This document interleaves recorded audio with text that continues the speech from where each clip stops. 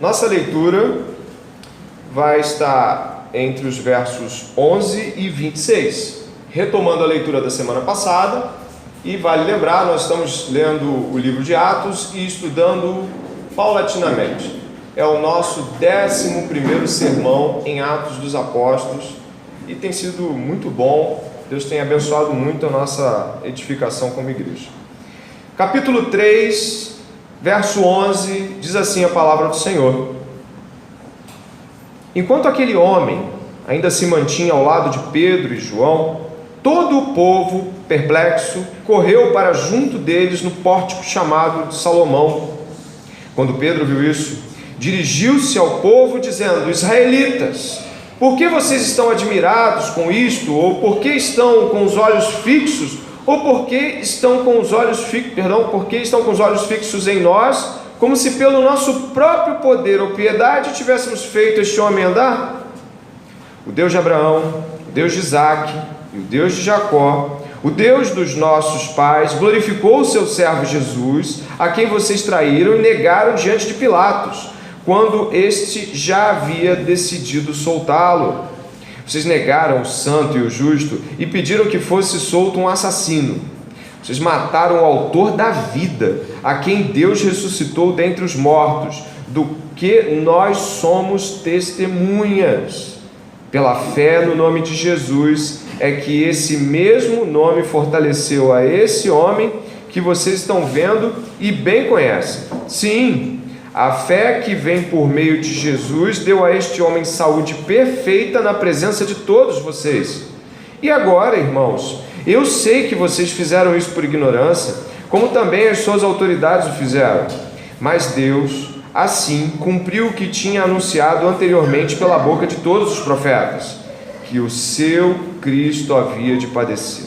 Portanto, arrependam-se e se convertam, para que sejam cancelados os seus pecados, a fim de que, da presença do Senhor, venham tempos de refrigério, e que Ele envie o Cristo, que já foi designado para vocês, a saber, Jesus, ao qual é necessário que o céu receba até os tempos da restauração de todas as coisas, de que Deus falou por boca dos seus santos profetas desde a antiguidade.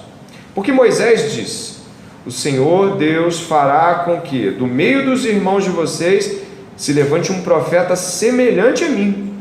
A esse vocês ouvirão em tudo o que ele lhes disser.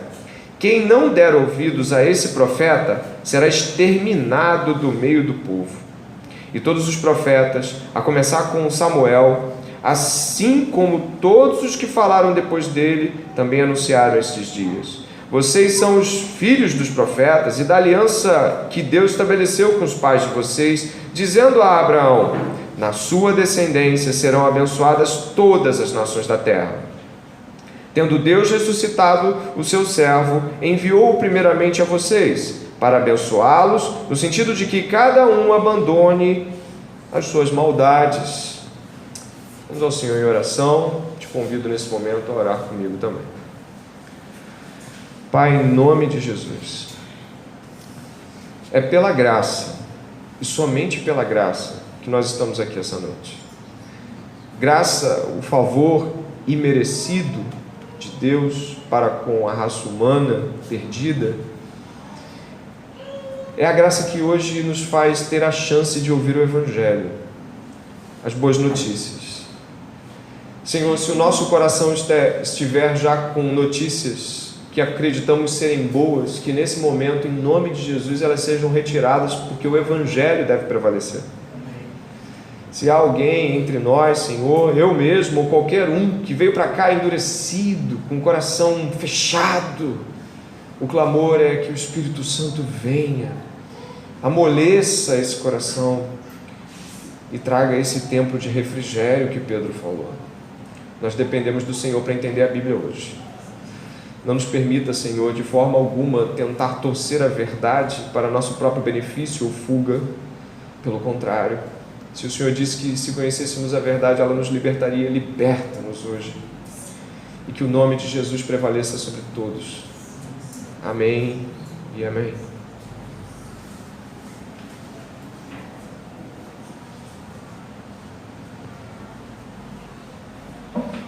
Novamente, uma boa noite. Se você puder dar uma olhada comigo, aí mesmo no capítulo 3, no verso 17, vai encontrar um verso no texto todo que vai nos trazer uma introdução e uma orientação.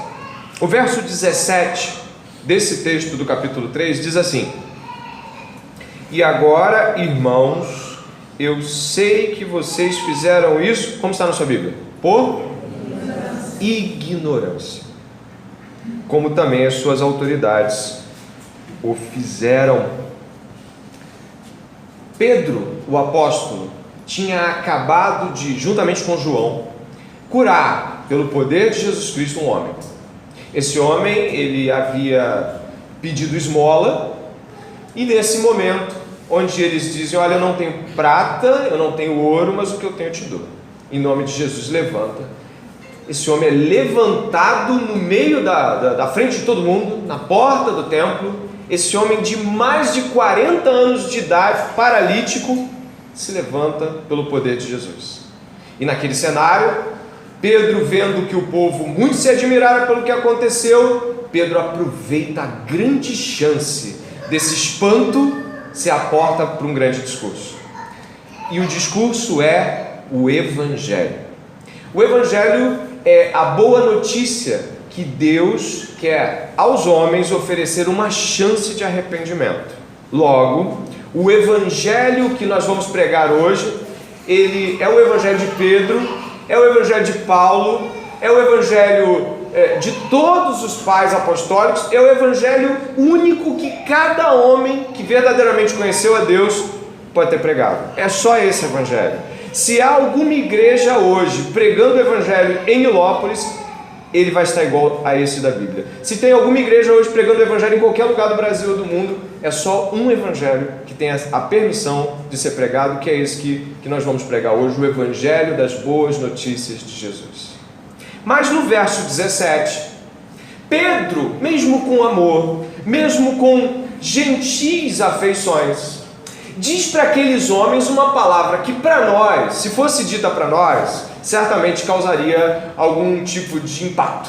Pedro diz: vocês estão ignorantes quanto a Deus e suas verdades. Eu gostaria que você pensasse nisso agora. Se você hoje, de alguma forma, tendo ou não uma longa jornada ou caminhada com Deus, tendo chegado aqui agora e pela primeira vez aberto uma Bíblia, ou então já tendo aberto a Bíblia dezenas ou milhares de vezes, imagine hoje um homem dizer que você é ignorante quanto a Deus. Soa forte. A palavra tem impacto, ela ofende de certa forma. Pedro, nesse momento aqui, embora com todo esse respeito que ele tem pelos seus ouvintes, ele não lhes deixa de dizer a verdade. Ele vai dizer que eles são ignorantes. A palavra ignorante aqui tem o seguinte peso: é alguém que, diante de determinada verdade, ou ela a desvaloriza, ou seja, não coloca nela o valor adequado, ou não é profundo, mesmo tendo ela à disposição. O ignorante é alguém que, embora tenha a chance, de alguma forma, não valoriza essa chance de compreender. Ele negligencia essa chance. Pedro vai deixar a coisa um pouco mais incisiva. Se você puder olhar os versículos anteriores, Pedro vai dizer que essa ignorância foi tão grande, de que ignorância tão brutal ela foi, que no verso 13, olha para o verso 13, ele vai dizer o seguinte: vocês traíram o servo de Deus. No verso 14, continue olhando, vocês negaram o santo e o justo. No verso 15, ele arremata com uma palavra ainda mais dura: vocês mataram ele. Traíram, negaram, mataram por ignorância. A ignorância, ou seja, o pensar errado ou desplicente em relação a Deus, é um modo com o qual Satanás usou esses homens para que o propósito do coração deles fosse revelado.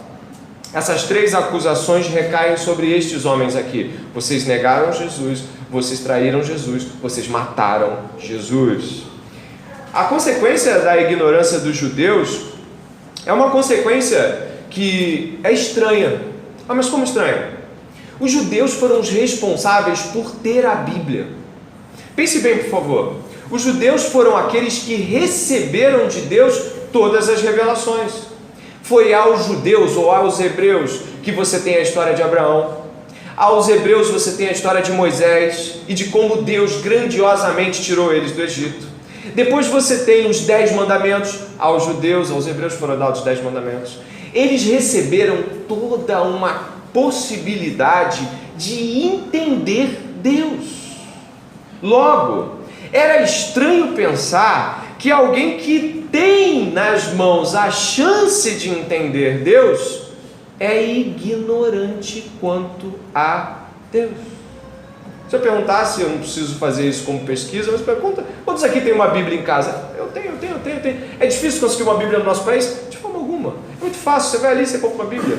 Você pode ganhar uma Bíblia em algum lugar. Se você pedir uma Bíblia para um crente, ele vai te dar uma Bíblia. Não, claro, ele vai ficar logo aquecido. Toma uma Bíblia para você.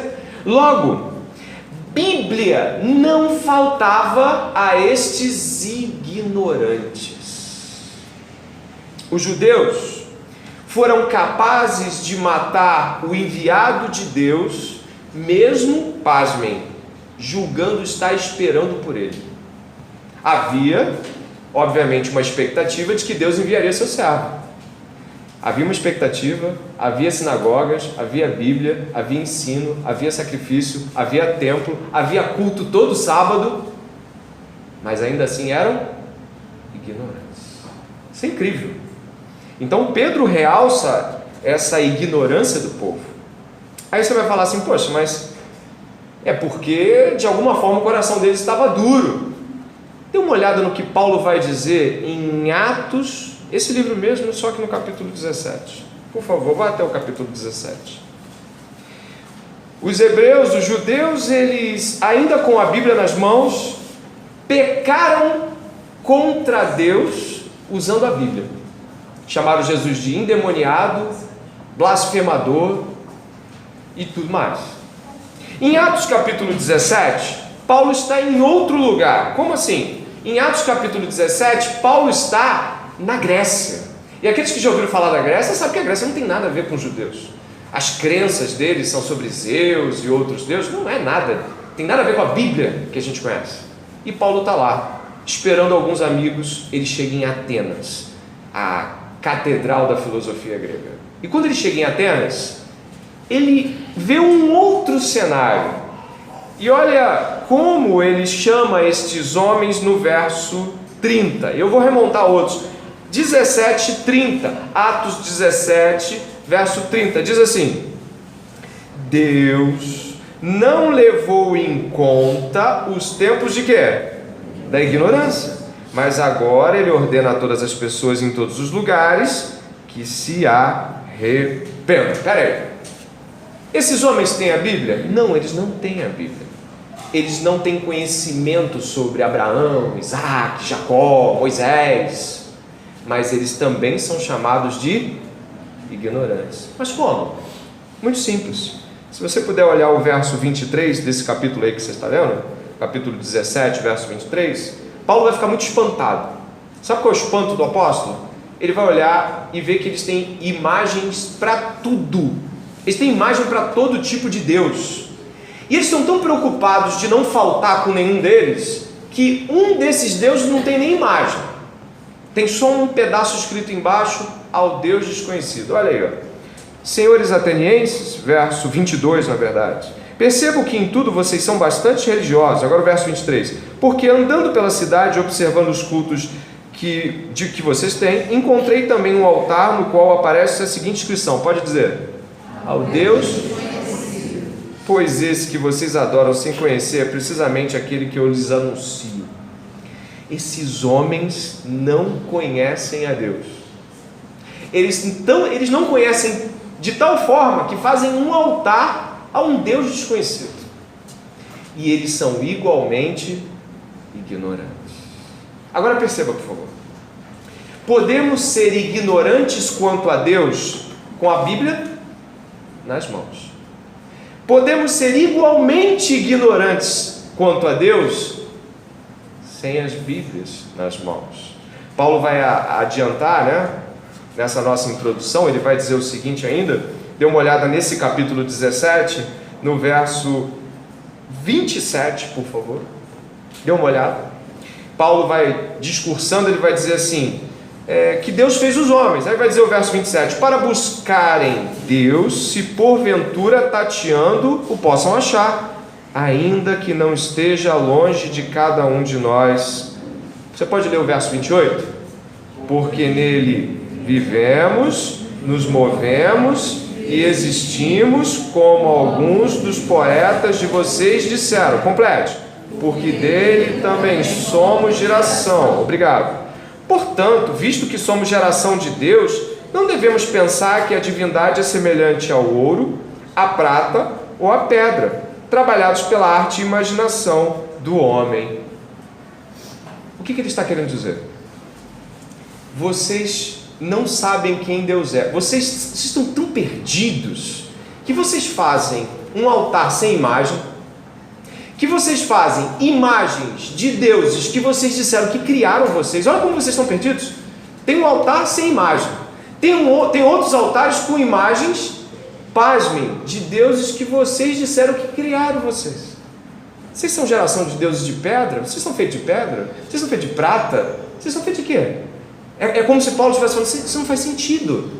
Deus, se Deus criou vocês, por que esse Deus de vocês nem se mexe? Interessante o argumento de Paulo. É como se ele dissesse, vocês estão perdidos, porque nem sabem o Deus que diz que foi o Criador de vocês. Voltamos ao argumento central. Ignorantes. Os judeus julgaram Deus em Cristo e condenaram o próprio Filho de Deus, com a Bíblia nas mãos. Os gregos, sem a mínima noção de quem Deus era, adoraram a si mesmos em estátuas. O homem está completamente perdido. Quer com uma Bíblia nas mãos, quer sem ela, o homem está perdido. Ao olhar para isso, ao olhar para essa ignorância, eu queria fazer algumas observações logo nessa entrada. Quais são essas observações? Ter vivido a vida inteira numa igreja, frequentar cultos, participar de religiões, não diz absolutamente nada. E a gente vai entender por que não diz ao longo do sermão. Mas Paulo está criticando os dois, os que dizem que sabem e os que confessam que não sabem ao ponto de ter um Deus desconhecido. Nós estamos aqui hoje e existe um grande perigo de que por uma longa jornada, achando que sabemos, venhamos, assim como aqueles, crucificar Jesus em nossos corações. Em que sentido digo isso? Podemos achar tanto que sabemos sobre Cristo, que quando Ele se apresenta para nós, nós não o reconhecemos. Podemos estar tão certos quanto a nossa religião pessoal, que estamos completamente ignorantes ao próprio Deus. E tem aquelas pessoas que ainda vão fazer algumas afirmações que são estranhas. Eu não gosto de religião é tudo loucura. Deus não tem nada com religião. Jesus era religioso, altamente religioso. Isso é uma afirmação de gente que quer se ver livre de compromissos com comunidades de fé. Aí tem essa fala, Deus não quer saber de religião nenhuma. Deus está livre, Deus está por aí, Deus está em todo lugar. Sabe que essa fala me representa muito? Não venha com algumas regrinhas, não. A minha vida faço eu o que eu bem entender. Você já tem uma religião, é a sua. É a sua religião. Tem também aquelas outras pessoas, e eu posso me incluir dentre elas, que assim como eu, passaram 28 anos da vida e vivendo como um evangélico, falando, nasci em lar cristão, sou de família evangélica, sei tudo o que se há para saber. E com 28 anos de idade, o Senhor me chamou de ignorante. Portanto, dependendo de como você está aqui, Talvez você esteja tão certo sobre Deus que não consultou nem o Cristo. E aí, diante de tal possibilidade, a Bíblia te chamará de ignorante. Talvez algumas pessoas possam estar assim: poxa, o que o pregador está dizendo é de que eu posso estar tão certo sobre mim mesmo que eu ignoro a Deus, porque Deus, obviamente, em Cristo tem um evangelho a propor.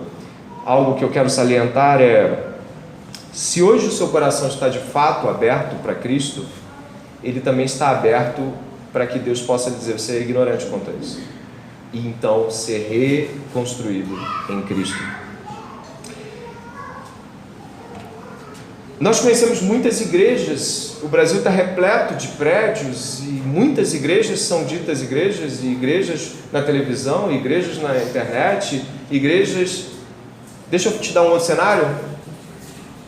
É incontável a quantidade de sinagogas no tempo de Jesus. Diga, é incontável. Sabe o que é incontável? Quando Jesus nasceu no ano 3 a.C., é uma data que fizeram aproximada errada, Jesus nasceu mais ou menos em 3 a.C. E aí a gente entra num princípio histórico que pode ser outro, mas Jesus Cristo nasceu em um tempo cheio de sinagogas. Tinha sinagoga em tudo quanto era lugar. O que é sinagoga? A igreja dos judeus naquela época. Mas incrivelmente foi rejeitado por seu tempo. Acha mesmo que Jesus é encontrado em todos os lugares hoje? Acha mesmo que tudo que se prega a Jesus é sobre ele?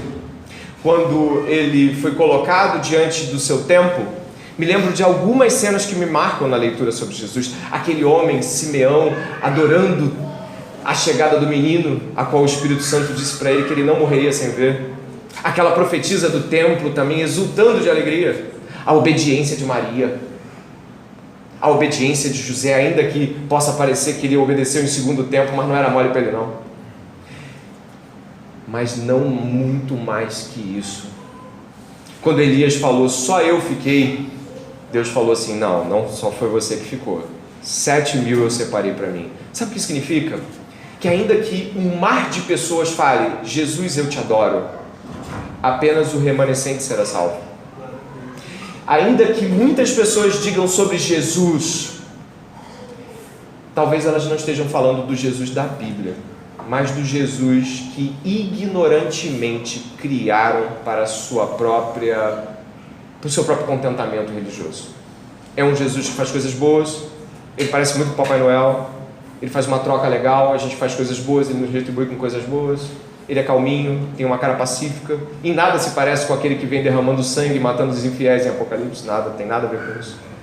Portanto, eu gostaria que você pudesse dar a mínima dúvida para a Bíblia hoje, dizer que você está certo ou não. Amém? E seguindo essa ignorância, nós hoje temos desafios ao olhar para esse texto. Se você puder me acompanhar, lá em Atos 3, nós hoje vamos andar um pouco mais na Bíblia do que de costume. Portanto, ajude pessoas ao seu lado, oferecendo o texto sagrado para que outros possam ler. Por que Pedro chama esses homens israelitas de ignorantes? Eles não conheciam a história de Abraão? Conheciam, certamente. Eles não conheciam os profetas? Sim, mas ele diz que eles não conheciam. De verdade, não.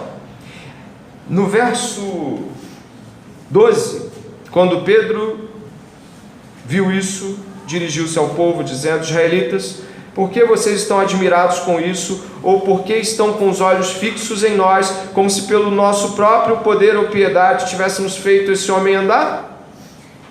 Verso 13, preste atenção. O Deus de quem? Diga lá. O Deus de... E o Deus de... Obrigado. O Deus dos nossos pais glorificou o seu servo Jesus, a quem vocês traíram e negaram diante de Pilatos. Existe uma tripla afirmação aqui. Jesus é aquele que viria como cumprimento da profecia dada a Abraão, Isaac e Jacó. Então, você que está aí, de repente conhece ou não a história de Abraão, Isaac e Jacó. A história de Abraão, Isaac e Jacó basicamente é a história de Abraão. Abraão recebe uma promessa de Deus e eu peço que você, por favor, vá até ela em Gênesis, primeiro livro da Bíblia, capítulo 12, para entender por que Pedro chamou esses homens que conheciam a história de Abraão de ignorantes. Você vai precisar entender a história de Abraão, mesmo que seja um pouco. Gênesis capítulo 12 diz assim: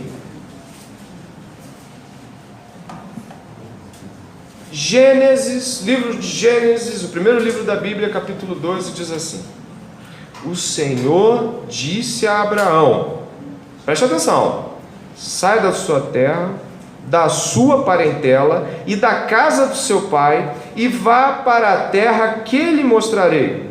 Farei de você uma grande nação, e o abençoarei, e engrandecerei o seu nome. Parou. Sabe o que significa isso? De que a história de Abraão toda está descrita nesses 3 pedacinhos de palavras. Deus fala para ele: sai da tua terra. Isso obviamente representa a própria saída de Jesus dentro de um aspecto de mundo que ele poderia ter, do mundo que ele poderia receber, inclusive de Satanás no deserto. Satanás oferece um mundo de vitórias para ele. Sai da tua terra, sai da casa do teu pai. Percebe que ele fala sai da casa do teu pai? Abre mão da herança que você possa vir a ter, abre mão de tudo que você possa nesse mundo receber, e sai, se levanta daí e rompe com esse legado, rompe com essa trajetória. Abraão então é impelido por Deus a abrir mão, e a gente sabe que Abraão já era um homem com posses, mas imagine o legado que o pai de Abraão poderia ter. Corta tudo, corta laço com família, corta tudo e vem. Segundo, vai para uma terra, olha aí, que eu lhe mostrarei. Ele não diz que terra é essa, ele não dá panoramas, nem onde, nem como e nem quando. E vale lembrar, Abraão, um homem aqui de quase 100 anos de idade, um homem velho já. E o terceiro ponto: você será uma grande nação. Percebe isso? Sai da tua terra, corta teus laços consanguíneos, vai para uma terra que você não sabe onde é ainda, e eu vou te fazer uma grande nação. Essas 3 proposições são cumpridas por Abraão? Não. Abraão não consegue estar na terra prometida. Abraão não vê uma posteridade de um monte de gente. Ele tem um filho, esse filho ele não vê mais do que uma geração. Abraão não consegue ver essas promessas. Então por que Abraão foi? Se Abraão não conseguiu ver o que lhe era proposto, por que ele foi? Pensa comigo. Você acha que Abraão olhava apenas para o que estava à sua disposição? Obviamente que não. Abraão olhava para o futuro. E a fé de Abraão, e você vai ver isso comigo no livro de Hebreus, a fé de Abraão não era a fé de que tudo isso se concretizaria em dado tempo. Depois de um tempo, Abraão vai percebendo que não era sobre ele. Não é sobre ele ter muitos filhos, não é sobre ele ter muitas terras, e não é sobre ser dono desse tempo. Se você puder ir comigo, e por isso que a gente está passeando na Bíblia, gostaria que você pudesse ir até o livro de Hebreus, e ele é bem mais lá no fim da Bíblia. Peça ajuda, não tenha preocupações de pedir ajuda a alguém, vai ser importante para a gente entender. Hebreus capítulo 11.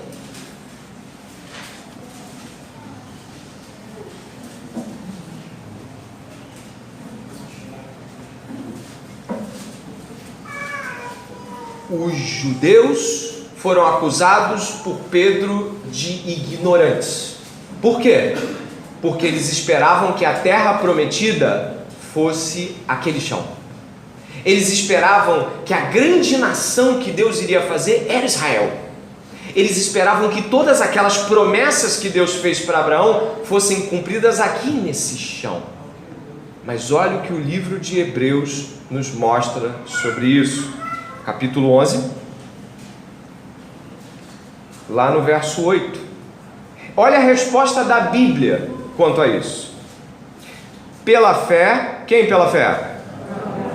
Quando chamado obedeceu, a fim de ir para um lugar que devia receber como herança, e partiu sem saber para onde ia. Pela fé, peregrinou na terra da promessa como em terra alheia, habitando em tendas com Isaque e Jacó, herdeiros com ele da mesma promessa. Olha agora, perceba. Porque Abraão aguardava a cidade que tem fundamentos, da qual Deus é o arquiteto e construtor. Pela fé também a própria Sara, apesar de não poder ter filhos e já ser idosa, recebeu poder para ser mãe, pois considerou fiel aquele que lhe havia feito a promessa. Por isso também, de um só homem, praticamente morto, já era bem velho, saiu a posteridade tão numerosa como as estrelas do céu e inumerável como a areia que está na praia do mar. Verso 13, muito importante.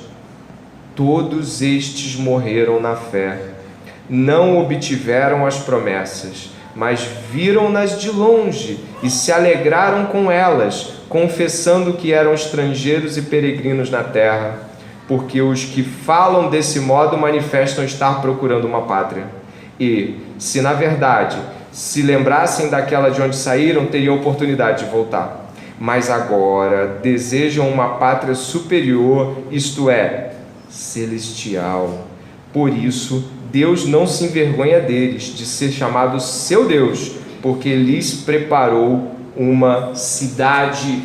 Abraão teve fé, e a fé de Abraão, no fim das contas, não era sobre que as coisas dessa terra seriam cumprimento da promessa de Deus.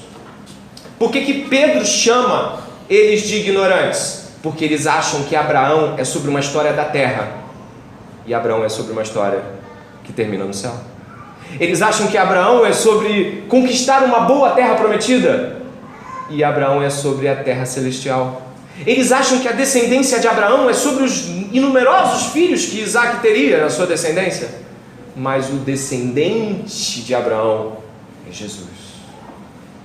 E todas as vezes que a nossa fé é sobre coisas que terminam aqui, ela é uma fé ignorante. A nossa fé é sobre a ressurreição de Jesus. Nele temos a pátria celestial. Nele temos a numerosa nação, a igreja. Nele temos o cumprimento das promessas de Abraão.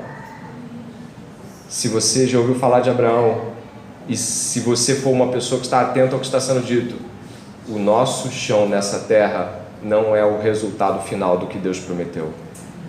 A fé é a fé na ressurreição. Pedro aponta que a vida de Jesus, eu peço que o seu retorno até o livro de Atos possa acontecer. Nós estamos andando mais do que de costume, porque é importante, a Bíblia responde à Bíblia. O livro de Atos, capítulo 3, vai falar inclusive isso que nós estamos apontando aqui com bastante clareza. Atos capítulo 3, verso 25, observe o que o Pedro fala sobre a história de Abraão. Atos 3, 25. Vocês são os filhos dos profetas e da aliança que Deus estabeleceu com os pais de vocês, dizendo a Abraão: na sua descendência serão abençoadas todas as nações. Tendo Jesus, o quê? Tendo Deus, o quê? Ressuscitado o seu servo, enviou primeiramente a vocês para abençoá-los, no sentido de que cada um abandone as suas maldades. Nesse ponto eu gostaria que você entendesse o seguinte: a fé cristã é a fé de Abraão, e a fé de Abraão não é sobre esse chão. A fé de Abraão não é sobre as conquistas que temos aqui. A fé de Abraão é de que Deus o levaria até a cidade celestial. Jesus diz: Abraão viu o meu dia e se alegrou. Um dia Abraão fechou os olhos e quando ele abriu, ele viu Jesus. Um dia você vai morrer e a sua única alegria pode ser ver Jesus chamando você para a cidade celestial. Você pode fazer o que quiser dessa vida, você pode tentar o que quiser, o sucesso que você quiser, mas se quando você no fechar e abrir de olhos, você não estiver diante de Jesus sorrindo para você, tenha certeza absoluta, a vida não valeu de nada. Vamos passar essa vida inteira lutando por coisas eternas ou lutando por coisas que passam. Os ignorantes lutam pela terra do chão que pisam, pelo sucesso que adquirem aqui e pelos filhos que plantam nessa terra. Aqueles que esperam por Jesus Cristo não esperam por essas coisas. Pedro vai apontar Cristo como o cumprimento profético da fé dos patriarcas, como você leu. E ele vai apontar que a vida de Jesus representa todas as grandes narrativas bíblicas. Como assim? Jesus é a história de Abraão, um homem que deixa tudo e vai para uma terra que Deus lhe ordenou, como Jesus deixou tudo no céu e foi para a terra onde seu pai lhe ordenara para que fizesse uma grande nação que é a igreja. Jesus está na história de Moisés. Jesus é o libertador do povo. Moisés tirou o povo do pecado no Egito e levou ele para a terra prometida. Mas incrivelmente, Moisés morre antes de entrar na terra prometida. Moisés não vê o cumprimento da promessa. Era necessário que Moisés não visse, para que ele pudesse tipificar a todos nós. E o Cristo? O Cristo morre quando busca salvar o seu povo. Mas qual é a grande diferença do Cristo para todas as narrativas bíblicas sobre ele? Ele volta. Abraão não voltou, Isaac não voltou, Jacó não voltou, Moisés não voltou, Davi não voltou, Samuel não voltou, todos estão enterrados lá. E Jesus voltou. Ele volta para cumprir a terra prometida, o descanso do povo de Deus. Jesus Cristo cumpre a Bíblia. Então hoje nós estamos aqui não pelas histórias que podemos ter nessa vida, mas por uma história só: a fé na ressurreição de Jesus. O escândalo do cristianismo é que Deus ressuscita mortos, e mais ninguém, nenhuma religião vai te pregar isso. Pedro continua, e se você observar, ele vai continuando a explicação dele, só que ele continua a fundamentar a sua explicação na ressurreição dos mortos. E a gente vai dar ênfase a isso agora. Dê uma olhada no verso 15 do capítulo 3. Vocês mataram o autor da vida, a quem Deus ressuscitou dentre os mortos, do que nós somos testemunhas. Agora olha o 3:26. Vai dizer assim: tendo Deus ressuscitado o seu servo, enviou primeiramente a vocês para abençoá-los. Agora eu gostaria que você pudesse ir, quando Pedro está se defendendo no capítulo 4, ele está se defendendo contra as acusações. Olha que interessante, sabe quem está acusando Pedro? Sabe quem levantou a voz e mandou pegar Pedro e João? Os saduceus. Talvez você não conheça os saduceus, mas eles eram de uma seita, partido político judaico, que não acreditava no quê? Na ressurreição. Sabe quando Paulo diz aquele discurso que nós lemos em Atos 17? Sabe de quem Paulo estava falando ali? Com quem ele estava falando? Com filósofos epicureus e estoicos, que não acreditavam na ressurreição. Logo, qual é o eixo da nossa fé? A ressurreição. É isso que vai fazer a diferença nas tuas escolhas, e eu vou te mostrar isso pela graça de Deus. Olha o capítulo 4, verso 9 e 10. Autoridade do povo e anciãos, diz Pedro, visto que hoje somos interrogados a propósito do benefício feito a um homem enfermo e do modo como ele foi curado, saibam os senhores todos e todo o povo de Israel que, em nome de Jesus Cristo, o Nazareno, a quem vocês crucificaram, agora complete, e a quem Deus ressuscitou dentre os mortos. Obrigado. Sim, em seu nome é que este está curado na presença de vocês. Mais uma vez, a ressurreição dos mortos é o grito do apóstolo. Vá comigo em Atos 17, 30, 31. Paulo termina e desfere o golpe final do seu discurso, quando ele vai dizer: olha, vocês dizem que são geração de Deus, vocês dizem que são pessoas que conhecem alguma coisa sobre Deus, vocês têm estátuas sobre Deus, vocês falam até que vocês são geração de Deus. Pois bem, capítulo 17, verso 30 a 31. Pois bem, diz Paulo, então ele vai dizer: Deus não levou em conta os tempos da ignorância, mas agora Ele ordena a todas as pessoas em todos os lugares que façam o quê? Agora vai dar um motivo do arrependimento. Olha, o motivo do arrependimento: porque Deus estabeleceu um dia em que julgará o mundo com justiça, por meio de um homem que escolheu, e deu certeza disso a todos. Pode completar. Paulo está dizendo: olha, eu sei que vocês estavam ignorantes. Ignorância contra o quê? A Deus, o Deus que ressuscita os mortos. Mas agora Deus quer esclarecer algumas coisas, e uma delas, a mais importante, é que Deus enviou um homem. Vocês mataram ele, mas Deus ressuscitou ele para mostrar que estava enviado mesmo, para mostrar que era dele mesmo, e para mostrar que agora vocês se arrependam antes que o juízo de Deus contra aqueles que não acreditam na ressurreição de Jesus venha sobre suas vidas. Quando eu digo em nome de Jesus, eu estou dizendo em nome da ressurreição dos mortos. Quando eu estou dizendo em nome de Jesus, levanta, o que é em nome da ressurreição dos mortos um paralítico levantar? Em nome de Jesus, que essa febre te deixe. O que é uma febre perto da ressurreição dos mortos? Em nome de Jesus, anima-te, vamos na jornada do Evangelho.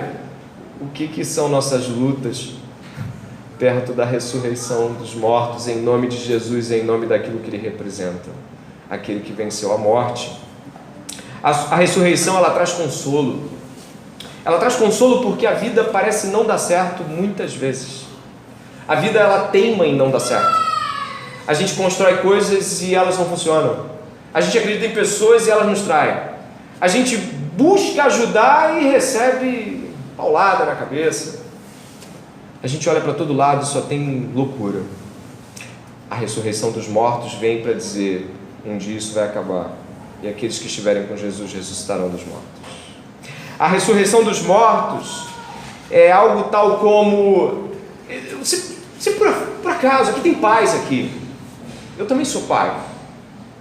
Tem pais aqui. Como é para um pai, um filho, uma filha dizer: papai, mamãe, eu quero ser missionário, eu vou pregar o Evangelho lá no lugar onde estão matando gente? Como é que é, papai e mamãe, quando você ouve isso? Responde para o seu coração em Cristo agora. O que você pensa? Não vou deixar. Não vou deixar. Sabe por que eu não vou deixar? Porque você vai jogar a tua vida fora. Aí é que está. Quem crê na ressurreição dos mortos, crê em algo além da vida.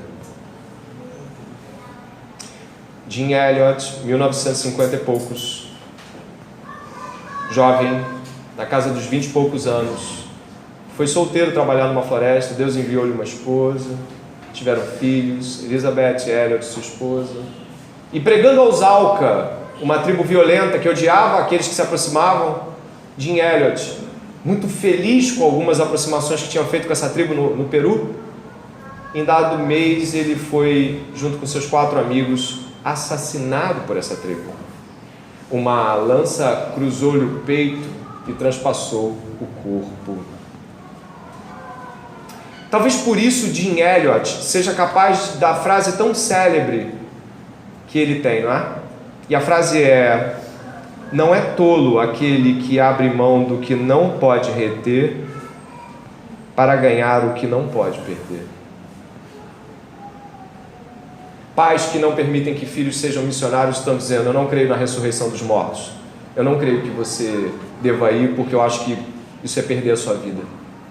Pessoas que não abrem mão das suas vidas, carreira, estudo, solteirice, casamento, seja lá o que for que Deus pediu para abrir a mão, pessoas que não abrem mão estão dizendo: eu creio que haja algo a mais ou mais importante do que a ressurreição em Jesus Cristo. Quando nós estamos olhando para a ressurreição, podemos dizer: o morrer é lucro. Quando estamos olhando para as nossas vidas, dizemos: o viver para mim é lucro. Quando você decide viver de tal modo, ou seja, crendo que a ressurreição está cravada em seus olhos, você consegue colocar trabalho, casamento, romance, lazer, dinheiro, sexo, filhos, faculdade, totalmente submetido ao reino, e a obra, e o cuidar pessoas, e o acordar cedo, e prometer a si mesmo que hoje você prega o Evangelho, e não vai ser igual ontem. A ler a Bíblia, quando você poderia estar lendo qualquer outra coisa, ou qualquer coisa do seu estudo, que certamente te deixaria páreo a páreo com as pessoas que estudam tanto quanto você. Ao abrir mão daquilo que todos querem, você dá uma prova de que crê na ressurreição dos mortos. A ressurreição dos mortos nos traz confiança para não lutar pelo mesmo sucesso que todos. A ressurreição dos mortos nos traz confiança para ver que outros estão indo além de onde nós podemos ir nesse momento, ganhando mais dinheiro do que a gente está ganhando, casando mais rápido do que a gente queria casar, mas pela ressurreição dos mortos eu vivo. Pela ressurreição dos mortos Jesus viveu. E são muito poucos os que vão para o reino dos céus, porque o reino dos céus é o reino dos que ressuscitaram. Se você não pode morrer pela ressurreição, você está vivendo para a perdição. Se você não pode morrer para tudo, porque crê que será ressuscitado por Jesus, você está indo para o inferno. Em quantos anos você quiser de igreja. Se você não consegue hoje dizer não para as coisas que tomam seu tempo e te tiram do reino de Deus, não é sobre reino de Deus a sua vida. E não brinque de igreja, não brinque de Bíblia, porque isso é sério. Se fala muito de Jesus, mas em nome de Jesus quer dizer em nome da ressurreição dos mortos.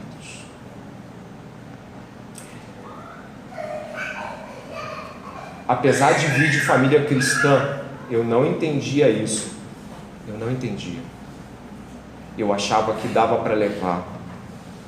Mas quando eu vi a glória de Jesus e a beleza do reino vindouro, não tinha mais nada que pudesse ser tão belo quanto morrer por Cristo. Eu creio que era isso que Abraão via. Era isso que Paulo via.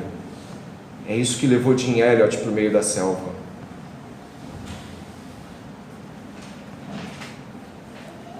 Portanto, isso de sucesso que o pessoal fala, isso não pode definir a sua vida. Se nós nascemos do alto, vivemos pelo alto.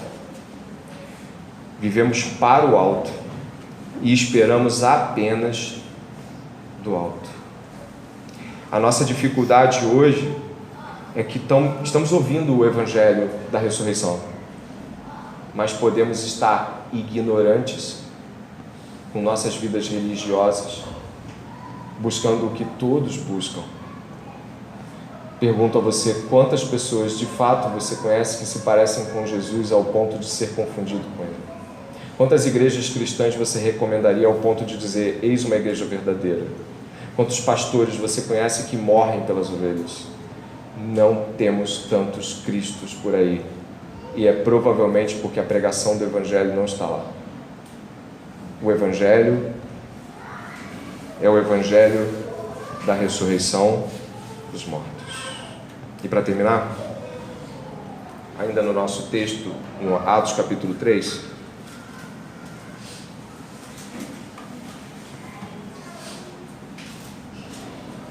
Pedro faz um sumário da história de Jesus, e todas as vezes que a história de Jesus é explicada, a história do crente é explicada.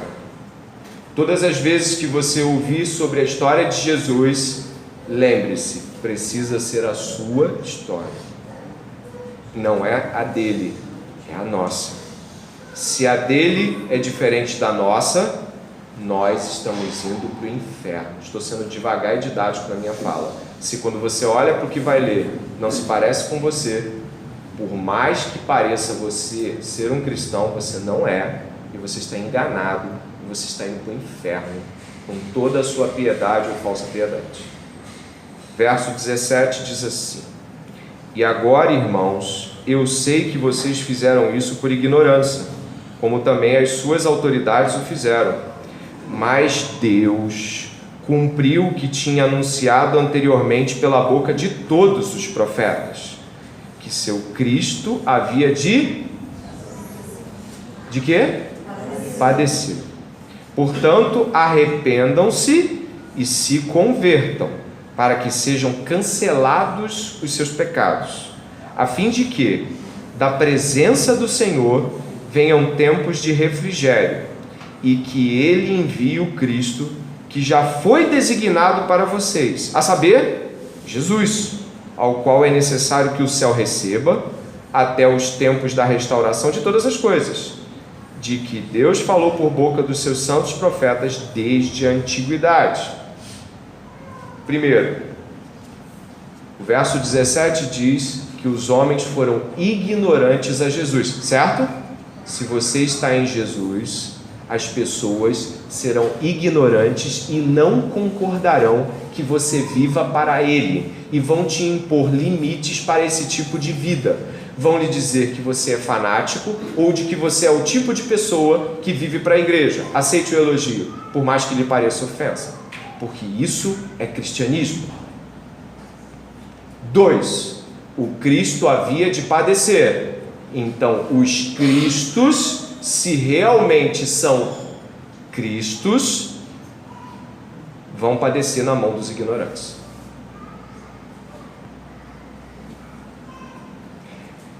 Precisam se arrepender todos aqueles que não querem ser cristos.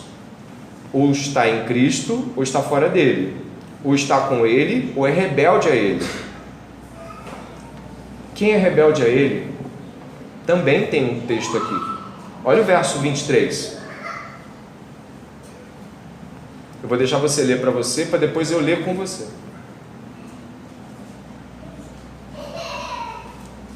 O verso 23 diz assim: quem não der ouvidos a este profeta será exterminado do meio do povo. Vamos parar de clichês e conversinhas fiadas. Quem não se arrepender será exterminado. Jesus Cristo virá um dia e cumprirá juízo contra todos que se mostraram rebeldes à ressurreição. Poxa, mas eu acredito que ele ressuscitou. Quem acredita que ele ressuscitou vive de acordo com isso, fazendo escolhas por isso, entregando a vida para pregar isso. Quem não recebeu Jesus gosta da ideia, mas não vive por ela.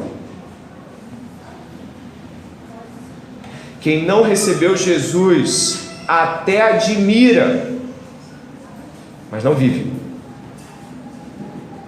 Portanto, nós estamos hoje aqui diante de uma oportunidade muito grande. Perceber se somos ou não ignorantes quanto à presença de Deus nesse lugar. Nós precisamos hoje ter certeza se somos ou não povo de Deus. E aí, cada qual examine a si mesmo na Escritura. Tu vive e morre pelas verdades que foram pregadas essa noite? Você faz escolhas e aceita as ofensas que são dadas a você pelas verdades que foram pregadas aqui hoje? Acredita mesmo que os homens que mataram Jesus não vão matar você hoje? Acredita que as pessoas que rechaçaram Jesus, até a família de Jesus botou ele para correr? Nem Maria entendia ele. Acredita mesmo que as pessoas vão entendê-lo? Acredito que hoje temos uma oportunidade muito grande de estar diante de Jesus e dizer: eu me arrependo. Minha vida não é sobre a ressurreição. A minha vida é sobre uma vida religiosa, onde eu vou, entro, saio da igreja, ou até eu não vou, não entro, não saio da igreja, mas não tem nada contra não, só não gosto dos fanáticos. Deus gosta deles. Os fanáticos morrem por Jesus. Eles não matam, eles morrem. Se arrependa essa noite. E a boa notícia é que se você se arrepender, seu pecado será perdoado e você passará a crer na ressurreição dos mortos. Se arrependa essa noite e o Evangelho de Jesus entrará no seu coração, ele trará uma alegria indizível. E você padecerá tudo o que esses homens padeceram e depois cantará e louvará. Se arrependa essa noite da sua vida ser sobre você e sobre as coisas que você gosta e como ela gostaria que ela fosse. Se arrependa essa noite e creia no Evangelho. A boa notícia é que Jesus está aqui e, como diz um pregador, a má notícia é que Jesus está aqui. Ele está aqui para salvar, mas ele também está aqui para julgar todo aquele que se mantiver fora do Evangelho da ressurreição. Te convido a orar comigo e orar de verdade, falando com Jesus.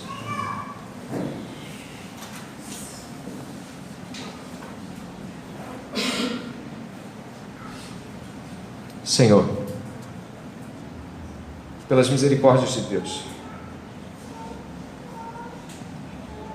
nunca é possível saber o que de fato Deus está fazendo no todo, mas Deus em Cristo está aqui, e o Espírito Santo está questionando a nossa consciência quanto a se de fato somos filhos da ressurreição ou se somos religiosos ignorantes. Se somos filhos da ressurreição ou se somos idólatras de deuses desconhecidos. Se estar em Jesus é ouvir as acusações, glória a Deus por isso essa noite. Ainda que alguns de nós pensem em serem jovens, um dia estarão em face da morte. Ainda que alguns pensem que há algum vigor ainda na sua velhice, um dia estarão em face da morte e os livros serão abertos e Deus executará o seu juízo contra todo aquele que se mantiver contra seu Filho nessa terra. Pai, o Evangelho foi pregado essa noite, a boa notícia de que Deus em Cristo decidiu perdoar o pecado dos homens. Mas uma má notícia também está aqui: aqueles que se mantiverem rebeldes serão exterminados. As duas notícias estão diante de todos aqui.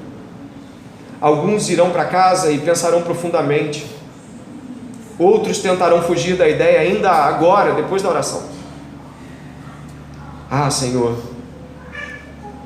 Senhor, que os nossos corações